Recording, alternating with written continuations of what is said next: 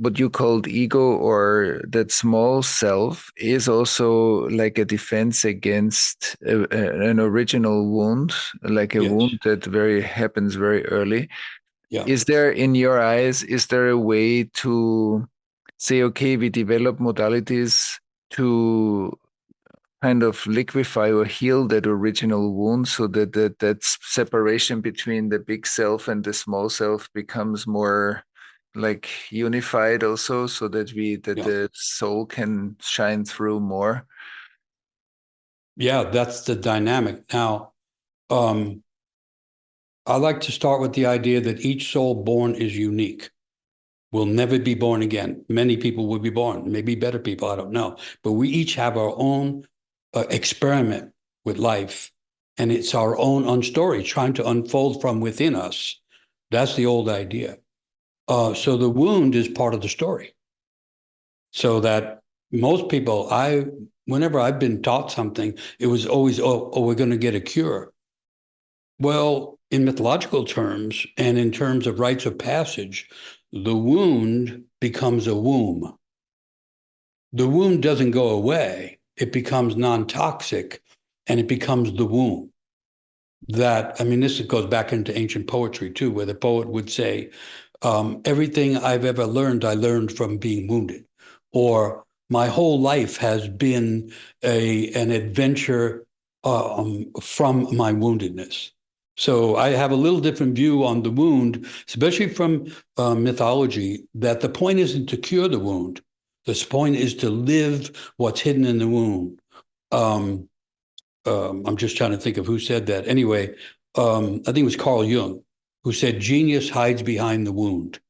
So as soon as we get in touch with the wound, we're actually closer to our own genius. Genius means the spirit you were born with. And so I think woundedness has to be reimagined so that it's not seen as medical and so it's not seen as wrong.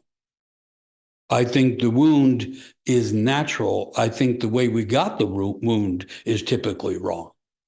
So one, like when a person has been abused, and I've worked with some groups of people, all of whom were severely abused, and what I noticed was, once you have the wound of abuse, your life has changed. That wound cannot be taken away. It can be learned from, it can be healed, but heal means make whole. It doesn't mean go away. Whole, to be whole is to include the holes, the fullness and the holes. And so from our wound, we learn something about our nature also. And so in rites of passage, for instance, a person would be given a physical wound on purpose, um, to remember what happened, to remember that they're wounded, to remember that they have grown from the wound. Because if we remember our woundedness, we're less likely to wound other people. And so there's a knowledge of the wound that has to do with the liminal, but has to do with healing. And so if you go back to elders, they've all learned the nature of their own wounds, and they've learned how to accept the wounds of others and bring healing to the situation. And it's a hard thing to explain, but to me, the wound doesn't go away. It just becomes a womb from which life can come rather than a wound that threatens death. Mm. Yeah, that's beautiful. And also what you said about the depathologizing of the wound, depathologizing the defense mechanisms around the pain, and learning, seeing that there's intelligence in life and that grows. It's not about getting rid of it, like as many people might think it's something that I need to get rid of, versus it becomes part of the bigger whole.